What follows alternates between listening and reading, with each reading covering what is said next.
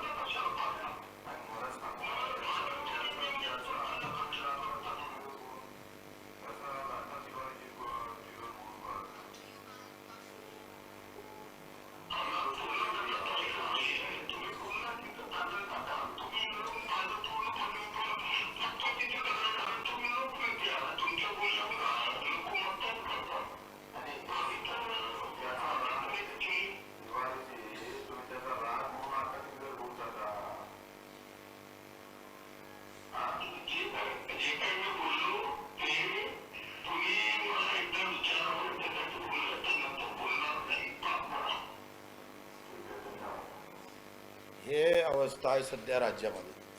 म्हणजे त्यांचं मनाचं असं आहे का पांढरकडे तुम्ही पॅनल टाकलं, माझ्या पुतणीला पाडलं, म्हणून मी आता तुमच्या विरोधात बोलतो. हा ट्रेड आहे सध्या. म्हणजे त्यांना शेतकरी आंदोलनाचा काही संबंध नाही, शेतकऱ्याच्या मरणाशी काही संबंध नाही.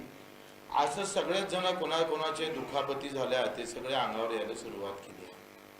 आणि आता याच्यामुळं आमच्यामुळं काय झालं आहे तर सध्या वातावरण दोन्ही इकडे विरोधातही ते थोडेसे प्रॉब्लेम व्हायला लागले आणि सत्ताधारी दोन्ही इकडून बच्चू कडूला कसं चपवलं जाईल, शेतकरी नेत्याला कसं काही आम्ही बदनाम केला जाईल, त्याचा एकंदरीत हा सगळा प्रयत्न मला वाटते चालवले आहे.